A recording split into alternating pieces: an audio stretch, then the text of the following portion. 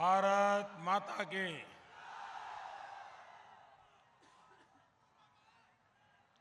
राहुनी सब बढ़िया है ने? हाल चाल ठीक है ना?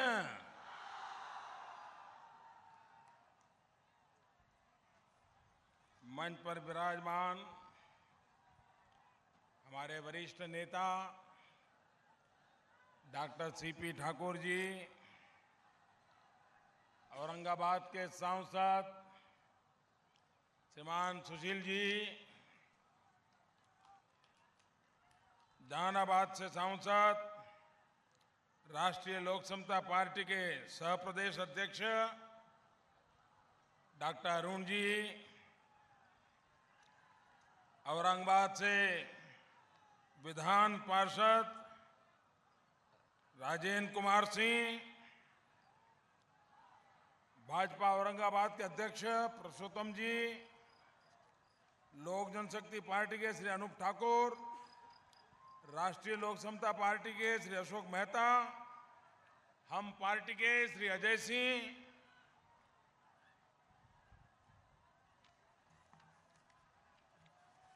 इस चुनाव में एनडीए के जो उम्मीदवार हैं, भाजपा से प्रत्याशी औरंगाबाद के श्री रमाधार सिंह,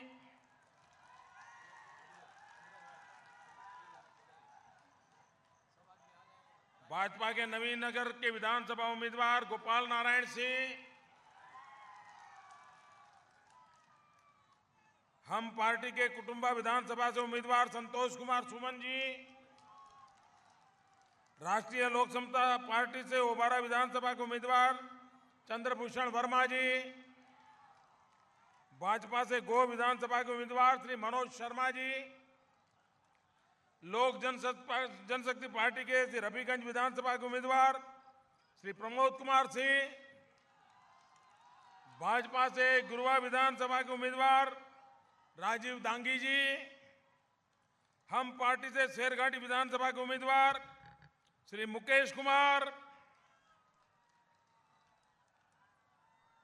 और मंच पर विराजमान सभी वरिष्ठ महानुभाव और विशाल संख्या में पधारे हुए मेरे प्यारे भाइयों बहनों,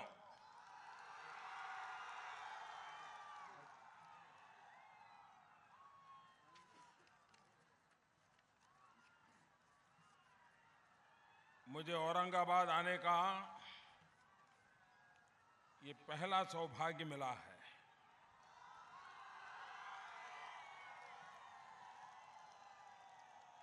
और ऐसी चमचमाती धूप में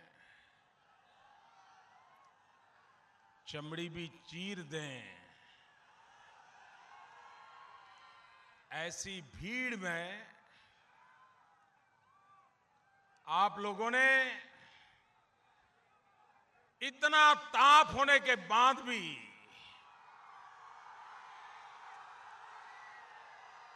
जो मुझे आशीर्वाद दिए हैं, मुझे प्यार दिया है, मैं आपको नमन करता हूं। आपके आशीर्वाद यही मेरी सबसे बड़ी पूंजी है।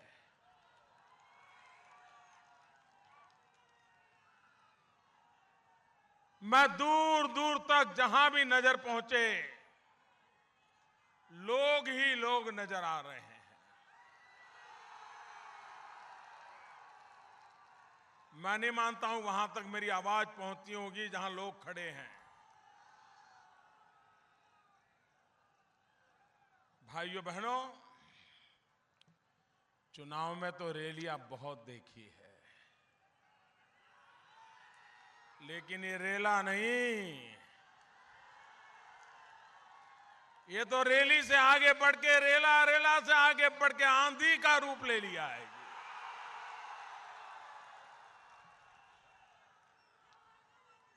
भाइयों बहनों, ये चुनाव 21वीं सदी में बिहार की जगह कहां होगी, न सिर्फ हिंदुस्तान के नक्शे पर, दुनिया के नक्शे पर बिहार कहां जगह बनाएगा, इसके लिए ये चुनाव है मेरे भाइयों बहनों, इसके लिए चुनाव। ये चुनाव कौन विधायक बने कौन न बने,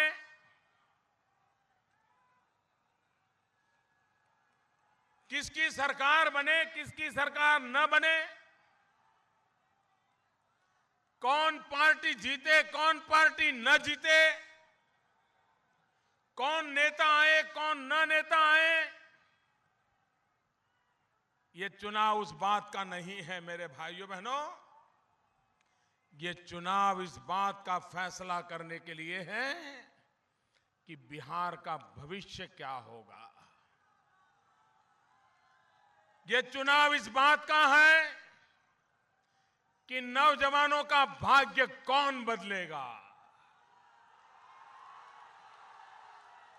ये चुनाव इस बात का है कि बिहार को विकास की नई ऊंचाइयों पर कौन ले जाएगा।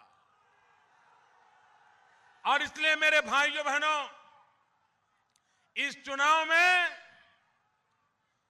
चुनाव में जब आप मतदान करें तो आप,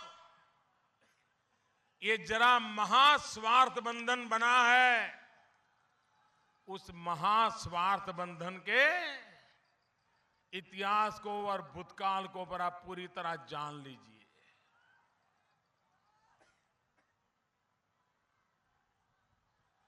ये लोग कौन इकट्ठे आए हैं और क्यों इकट्ठे आए हैं, ये तीनों वो लोग हैं जिन्होंने महास्वार्थ बंधन बनाया है। वे कभी न कभी बिहार में राज किए हैं। कांग्रेस ने 45 साल तक राज किया।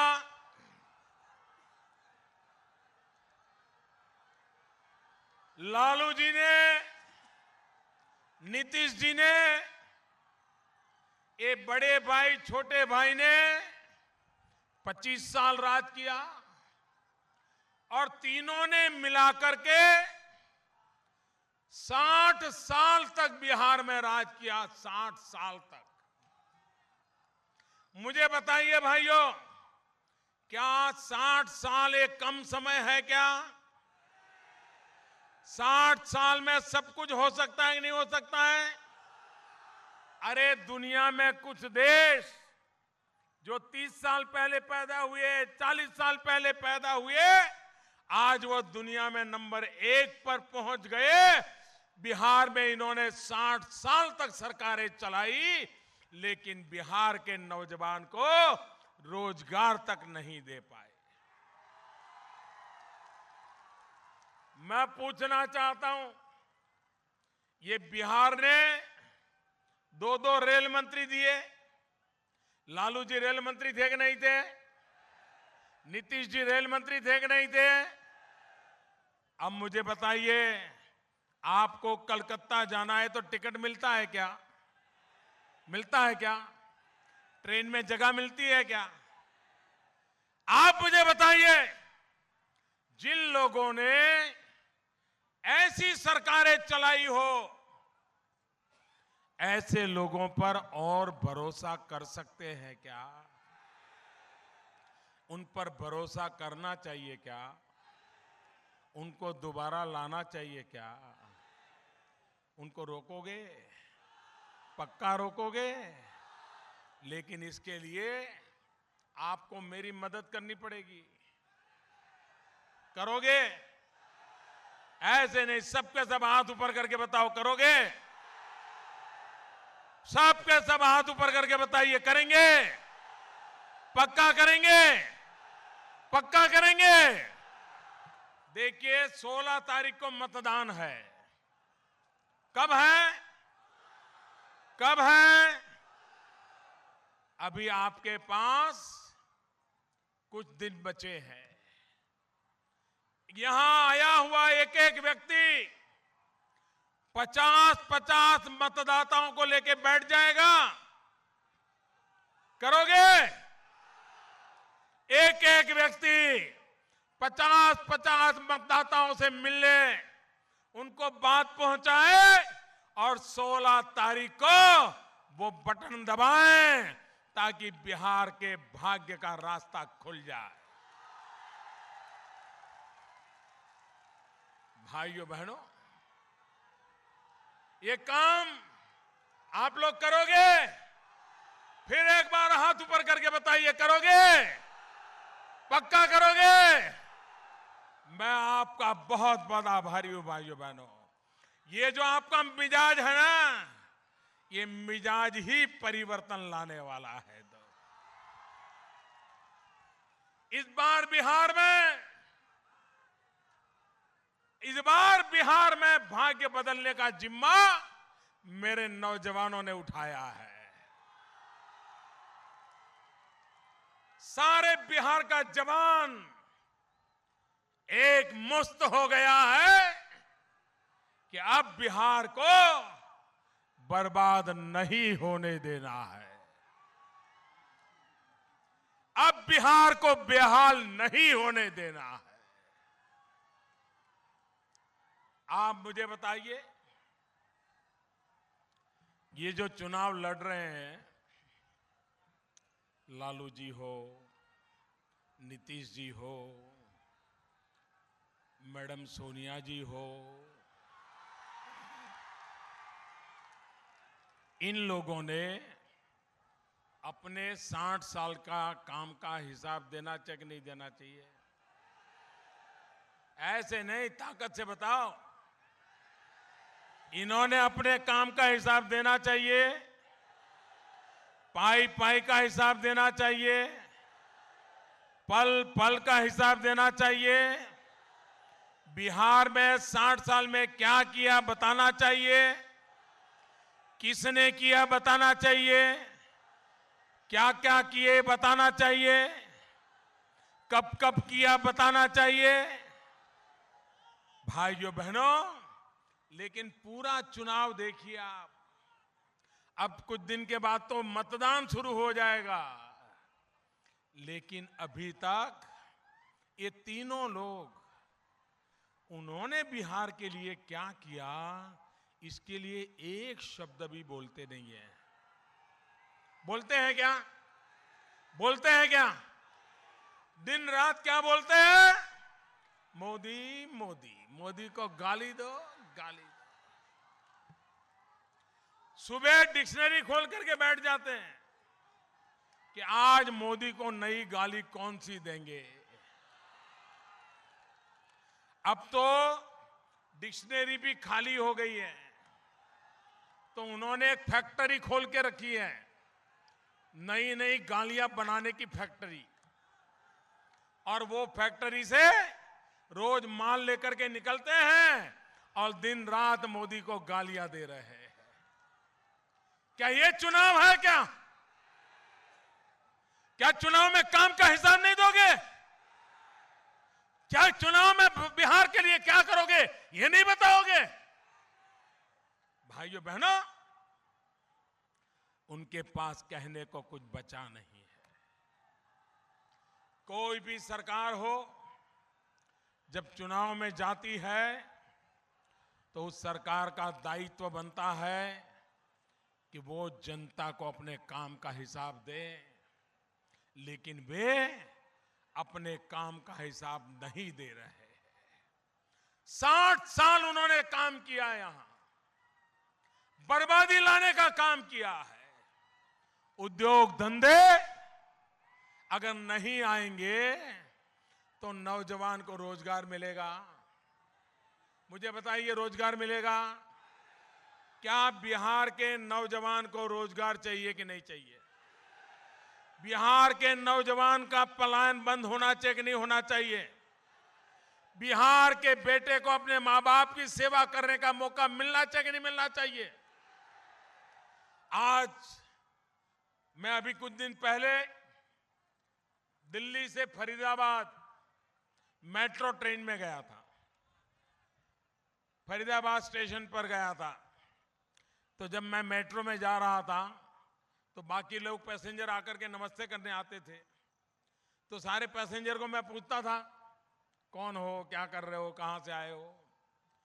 आपको आश्चर्य होगा, मुझे जितने नौजवान मिले उसमें से शायद एकाध कोई और होगा, बाकी सारे के सारे बिहार के नौजवान थे। मैंने पूछा क्या कर रहे हो, तो बोले साहब नौकरी के लिए आया हूं, तो फलाने कारखाने में शायद एक इंटरव्यू है तो मैं जा रहा हूं। कोई कहता है वहां पर जा रहा हूं, कोई कहता है वहां पर जा रहा हूं। सारे लोग नौकरी की तलाश में उस ट्रेन के अंदर सफर कर रहे थे मेरे साथ, और ज्यादातर लोग बिहार के नौजवान थे। और मुझे कह रहे थे कि साहब हम तो नौकरी के लिए आए हैं, लेकिन कर्ज कर करके भी चुनाव के समय वापस जाने वाले हैं और इस सरकार को हटाने वाले हैं।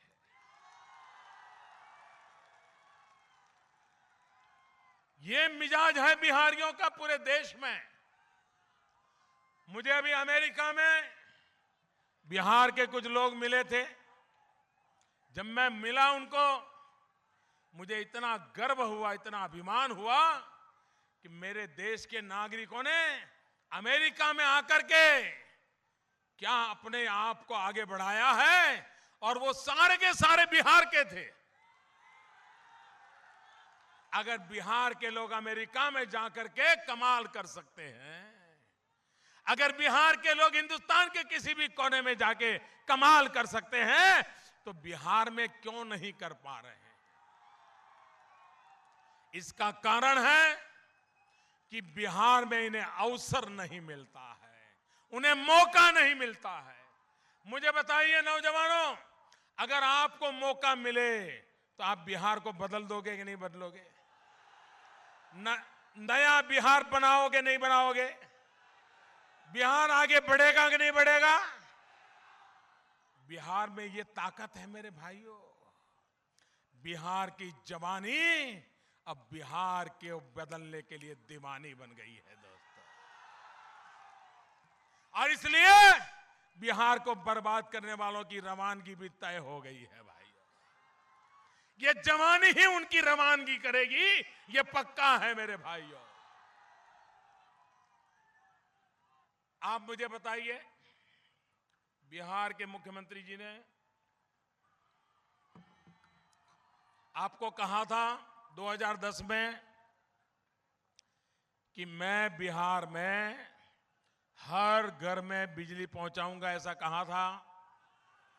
जरा आप जोर से बताइए, कहा था? आपको याद है तो बताइए, कहा था? बिजली लाऊंगा ऐसा कहा था। उन्होंने ये भी कहा था कि अगर मैं 2015 में चुनाव होगा और 2015 तक अगर बिजली नहीं लाता हूं तो मैं वोट मांगने के लिए नहीं आऊंगा, ऐसा कहा था। वोट मांगने के लिए नहीं आऊंगा ऐसा कहा था। कहा था कि नहीं कहा था? मुझे बताइए, बिजली आई? जोर से बताइए, बिजली आई? बिजली मिली? बिजली दिखी? नहीं आई ना?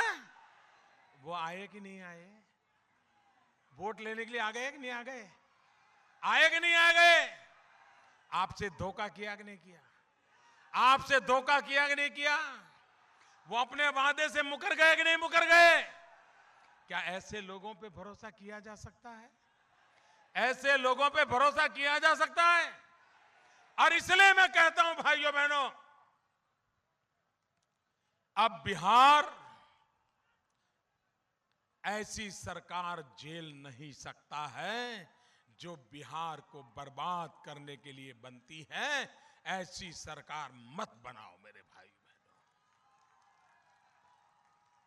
मैं हैरान हूं, हम जंगल राज को याद करते हैं तो लालू जी तो परेशान नहीं होते हैं, नीतीश जी परेशान हो जाते हैं।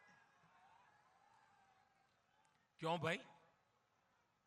आप ही तो थे जिन्होंने लालू राज को जंगल राज कहा था, और आज उस लालू जी के साथ बैठ गए तो आप अब जंगल राज बोलने से कतरा रहे हो, डरते हो, और कोई जंगल राज बोले तो परेशान हो जाते हो। आप मुझे बताइए भाइयों, क्या दोबारा बिहार को जंगल राज चाहिए? पूरी ताकत से बताओ, कोने कोने से आवाज आनी चाहिए। क्या बिहार को जंगल राज चाहिए? बिहार को जंगल राज चाहिए? बिहार को जंगल राज चाहिए? जंगल राज में कौन सा उद्योग चलता है? बिहार के जंगल राज में कौन सा उद्योग चलाया? एक ही उद्योग, अपहरण करो। एक ही उद्योग चला, अपहरण करो। ये यहां पर किडनैप करना यही उद्योग था कि नहीं था? अपहरण करना वही उद्योग था कि नहीं था? त्योहार के समय घर के बाहर शाम को निकल पाते थे? नई गाड़ी खरीदे तो कोई उठा के ले जाता था कि नहीं ले जाता था? और गाड़ी लेने जाओ तो पिटाई होती थी कि नहीं होती थी? पैसे देने पड़ते थे कि नहीं देने पड़ते थे? गरीब का मकान छीन लेते थे कि नहीं? मुझे बताइए, वो दिन दोबारा लाने हैं क्या? फिर बिहार को उस हालत में ले जाना है क्या? आसार नजर आ रहे हैं। जब से ये इनके साथ बैठे हैं, जनवरी से लेकर के जुलाई महीने तक, जनवरी से लेकर के जुलाई महीने तक बिहार में 4000 अपहरण हुए हैं। 4000। मुझे बताइए, ये अपहरण उद्योग फिर से चलने देना है? भाइयों बहनों, मुझे बताइए, कल रात को पटना में क्या हुआ? क्या हुआ पटना में? एक पुलिस अफसर को गोलियों से भून दिया जाए। उसका यही गुनाह था कि वो कुछ लोगों को रोक करके पूछना चाहता था कि कौन हो, कहां जा रहे हो। इतने मात्र से उस पर गोलियां चलाई दी गई, और वो भी पटना में सरकार के सीने पर, और वो भी एक पुलिस अफसर को। मुझे बताइए, जहां पुलिस अफसर सेफ नहीं है, वहां आप सामान्य मानवीय सुरक्षित होंगे क्या? क्या आप बच सकते हैं क्या? अभी तो जंगल राज उनके साथ बैठने का ये हाल है, तो चुनाव नतीजे आने के बाद अगर गलती हो गई तो बिहार का क्या हाल होगा, वो देख लीजिए। भाइयों बहनों, इसलिए मैं आपसे कहने आया हूं कि आप कृपा करके बिहार को बर्बाद होने से बचाइए। और बिहार में वो ताकत है कि बिहार आगे बढ़ेगा ना, सारा हिंदुस्तान आगे बढ़ जाएगा। इतनी ताकत है बिहार में, वो ताकत है। लेकिन 60 साल तक उस ताकत को दरकिनारा किया गया है। भाइयों बहनों, बिजली के क्षेत्र में हमने बीड़ा उठाया है। हम 24 घंटे बिजली देने का वादा करने आए हैं भाइयों। और मैंने कहा है 2022 जब भारत की आजादी के 75 साल होंगे, जब भारत की आजादी के 75 साल होंगे, हम हिंदुस्तान में 24 घंटे बिजली देने का काम पूरा कर देंगे भाइयों, पूरा कर देंगे। अकेले आपके औरंगाबाद जिले को बिजली के लिए 300 करोड़ रुपया एक जिले के लिए देने का निर्णय कर लिया है भाई। पूरे बिहार को 6,000 करोड़ रुपया देने का निर्णय कर लिया है। भाइयों बहनों, पूरे हिंदुस्तान का मैं हिसाब लगा रहा था, क्योंकि मुझे बिजली पहुंचानी है। मैंने अफसरों को बुलाया, मैंने कहा भाई बताओ कितने गांव ऐसे हैं कि जहां अभी तक बिजली नहीं पहुंची है। तो उन्होंने हिसाब लगाया, 18,000 गांव ऐसे हैं जहां अभी तक हिंदुस्तान में बिजली नहीं पहुंची है। फिर मैंने पूछा सबसे ज्यादा किस राज्य में है।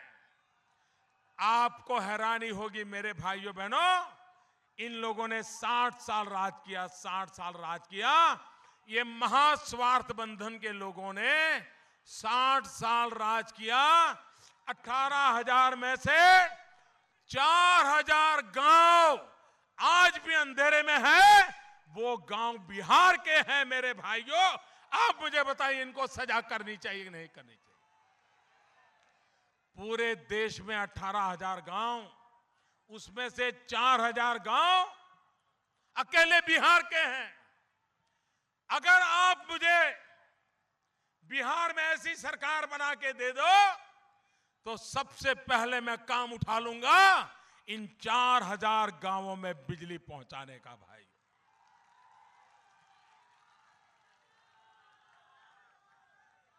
ये नहीं कर सकते।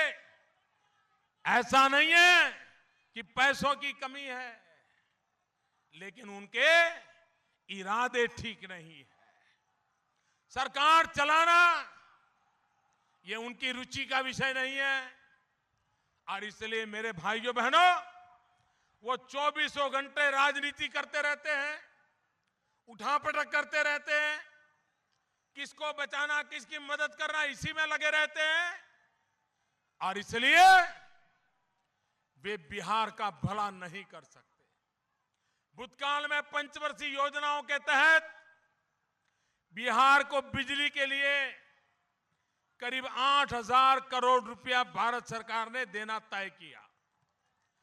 8,000 करोड़ रुपया देना तय किया, लेकिन ये सरकार ऐसी थी कि उसमें से 1,200-1,300 करोड़ से ज्यादा ले नहीं पाए। बताओ, अगर इनमें पैसे उठा करके काम करने की ताकत नहीं है तो ये आपका भला कर पाएंगे क्या?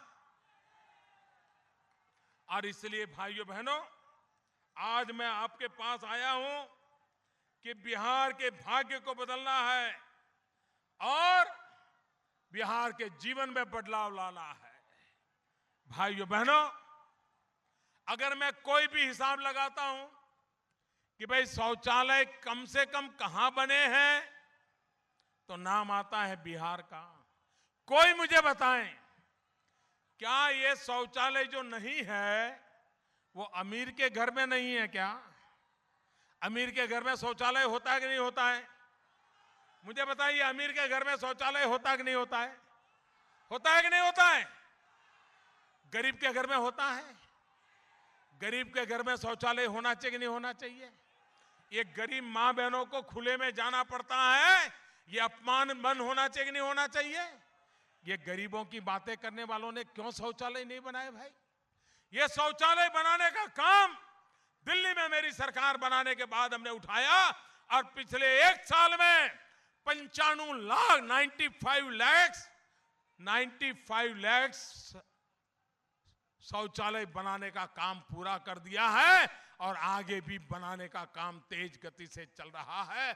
कोई मेरी मां बहन को खुले में शौचालय जाना न पड़े, उसकी इज्जत की चिंता हो, गरीब से गरीब को ये व्यवस्था मिले, ये काम हमने उठाया है। भाइयों, मुझे बताइए, अमीरों का बैंकों में खाता होता है कि नहीं होता है? होता है कि नहीं होता है? लेकिन गरीब कभी बैंक में जा सकता था? गरीब का खाता खुलता था? भाइयों बहनों, हमने जनधन योजना लाए और ऐसा अभियान चलाया, इस देश के हर गरीब परिवार को बैंक अकाउंट खाता खोल दिया गया भाइयों। और आज पहली बार पहली बार गरीब को लगने लगा है कि मैं अब साहूकारों के पास जाने के बजाय बैंक के पास जा सकता हूं। ब्याज के कारण मरने के बजाय मैं सम्मान से जी सकता हूं। हमने एक मुद्रा योजना लाए हैं। उस मुद्रा योजना के तहत जो छोटे छोटे लोग हैं, सब्जी बेचते हैं, दूध बेचते हैं, गाय बैल पशुपालन करते हैं, चना ममरा बेचते हैं, धोबी का काम करते हैं, नाई का काम करते हैं, अपनी साइकिल पर उठा करके कपड़े बेचने जाते हैं, अखबार बेचने जाते हैं। ऐसे लोगों को पैसों की जरूरत बहुत पड़ती है। घर में कोई बीमार हो जाए तो भी 500-1000 रुपया किसी से मांग के लाना पड़ता है। घर में कोई मेहमान आ जाए तो अड़ोस पड़ोस में 200-250 रुपया ला करके मेहमान को संभालना पड़ता है।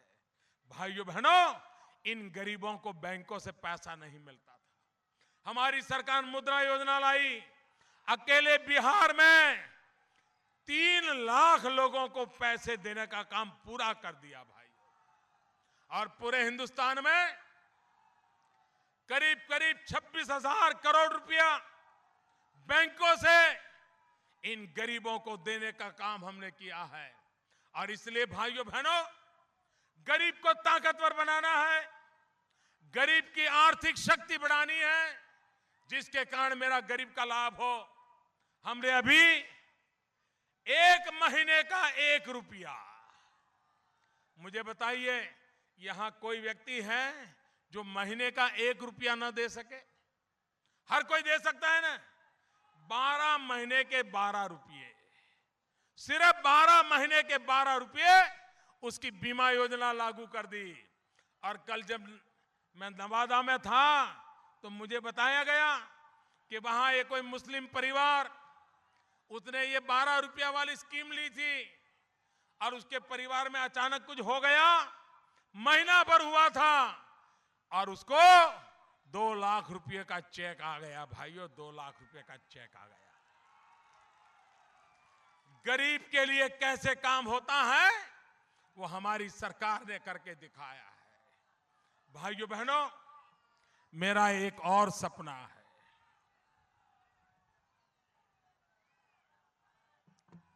वो सपना पूरा करने के लिए मुझे बिहार में ऐसी सरकार चाहिए जो बिहार का भला करना चाहती है। और वो मेरा सपना है कि 2022 जब देश की आजादी के 75 साल होंगे, तब गरीब को भी अपना खुद का रहने का घर मिलना चाहिए। गरीब को घर मिले, ये बहुत बड़ा बीड़ा मैंने उठाया है। मुझे बताइए भाइयों बहनों, क्या गरीब को अपना घर होना चाहिए कि नहीं होना चाहिए? पूरी ताकत से बताओ, होना चाहिए कि नहीं होना चाहिए? गरीब को घर होना चाहिए कि नहीं होना चाहिए? हमने बीड़ा उठाया है हिंदुस्तान के गरीब परिवारों को उनका अपना घर हो, घर में पानी का नल हो, नल में जल हो, बिजली हो, शौचालय हो और नजदीक में गरीब बच्चों को पढ़ने के लिए अच्छी शिक्षा की व्यवस्था हो। ये बीड़ा उठाया है भाइयों। और इस काम को करने के लिए अगर राज्य सरकारें ऐसी होगी जो ये तय करे हम तो तुमसे बात ही नहीं करेंगे, हम तो तुमको घुसने नहीं देंगे, तुम तो ढिकने हो, फलाने हो, ऐसे हो, वैसे हो, तो गाड़ी चलेगी क्या? इसलिए भाइयों बहनों, मैं आज आपसे आग्रह करने आया हूं कि आप भारतीय जनता पार्टी और हमारे एनडीए के जो साथी हैं, रामविलास पासवान है, जीतन राम मांझी है, भाई उपेंद्र कुशवाहा है, ये हमारी पूरी टीम, इन सबको इस चुनाव में आप विजयी बनाइए। और विजयी बना करके बिहार के भाग्य को बदलने का फैसला कर लीजिए। इसी एक आग्रह के लिए आज मैं आपके पास आया हूं। भाइयों बहनों, बिहार को बर्बाद नहीं होने दिया जाएगा। बिहार की जवानी बर्बाद हुई, 3-3 पीढ़ी बर्बाद हो गई भाइयों, 3-3 पीढ़ी बर्बाद हो गई। अब इसको बर्बाद नहीं होने देना है और इसलिए ये चुनाव एक तरफ जंगल राज और दूसरी तरफ विकास राज। ये पूरा चुनाव जंगल राज के खिलाफ विकास राज का चुनाव है। सारी समस्याओं का समाधान विकास में ही रखा है और इसलिए मैं आज आपके पास आया हूं, ये कहने के लिए आया हूं कि विकास के लिए वोट दीजिए। दलित हो, पीड़ित हो, शोषित हो, वंचित हो, गरीब से गरीब हो, गांव का हो, इन सब का भला विकास होगा तभी होने वाला है।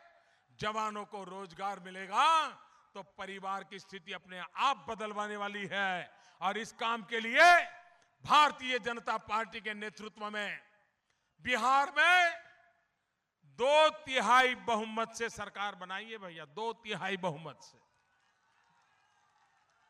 आप मुझे बताइए,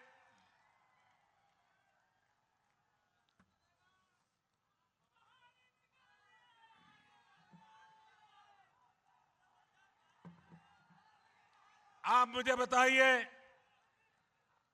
आज पूरी दुनिया में हिंदुस्तान का डंका बज रहा है कि नहीं बज रहा है? ऐसे नहीं, पूरी ताकत से बताओ, डंका बज रहा है कि नहीं बज रहा है? अमेरिका में भी भारत भारत हो रहा है कि नहीं हो रहा है? भूटान में भी भारत भारत हो रहा है कि नहीं हो रहा है? रशिया में भी भारत का गुणगान हो रहा है कि नहीं हो रहा है? चीन में भी भारत का जय जयकार हो रहा है कि नहीं हो रहा है? चारों तरफ भारत भारत हो रहा है कि नहीं हो रहा है? भारत का डंका बज रहा है कि नहीं बज रहा है? क्यों बज रहा है? आज पूरी दुनिया में हिंदुस्तान का डंका क्यों बज रहा है भाई? क्यों बज रहा है? क्यों बज रहा है? क्यों बज रहा है भाइयों? पूरी दुनिया में हिंदुस्तान का डंका क्यों बज रहा है? मोदी मोदी मोदी के कारण नहीं बज रहा है मेरे दोस्तों, ये पूरे दुनिया में हिंदुस्तान का डंका बज रहा है 125 करोड़ हिंदुस्तानियों के कारण बज रहा है, आपके कारण बज रहा है। आपने ऐसा काम किया है जिस काम के कारण आज दुनिया में हिंदुस्तान का डंका बज रहा है। आपने 30 साल के बाद दिल्ली में पूर्ण बहुमत वाली सरकार चुनी है, पूर्ण बहुमत वाली सरकार चुनी है और इसके कारण दुनिया के किसी भी नेता को जब मैं मिलता हूं, उससे हाथ मिलाता हूं, अगर गले लगाता हूं तो उसको मोदी नहीं दिखाई देता है, उसे मोदी नहीं दिखाई देता है, उसको 125 करोड़ हिंदुस्तानी दिखाई देते हैं, 125 करोड़। और इसके कारण वो आज भारत का लोहा मानने लगा है। आप मुझे बताइए, बिहार का डंका बजना चाहिए कि नहीं बजना चाहिए? हिंदुस्तान में बिहार का लोहा मानना पड़े ऐसा होना चाहिए कि नहीं होना चाहिए? हिंदुस्तान के हर कोने में बिहार का जय जयकार होना चाहिए कि नहीं होना चाहिए? चारों तरफ बिहार की गूंज होनी चाहिए कि नहीं होनी चाहिए? अगर ये करना है तो बिहार में भी आपको 2/3 बहुमत से सरकार बनानी पड़ेगी। बनाओगे? 2/3 बहुमत से भाजपा एनडीए की सरकार बनाइए, ये सारी दुनिया बिहार की ताकत को मान लेंगी भाइयों। और इसलिए मैं कहता हूं, विकास के रास्ते खुल जाएंगे, विकास के रास्ते खुल जाएंगे, बिहार बदल जाएगा। और जैसा आपने मुझे प्रारंभ में वादा किया था कि आप एक एक यहां आया हुआ व्यक्ति 16 तारीख तक 50-50 लोगों के पीछे संपर्क करेगा, उनको बात समझाएगा, उनको वोट डलवाएगा और बटन दबा करके भाजपा एनडीए की सरकार बनाएगा। सभी नेताओं से प्रार्थना है, आ जाइए मेरे साथ, मुट्ठी बंद करके बोलिए, भारत माता की, दूर दूर से आवाज आनी चाहिए, भारत माता की, भारत माता की, भारत माता की। बहुत बहुत धन्यवाद।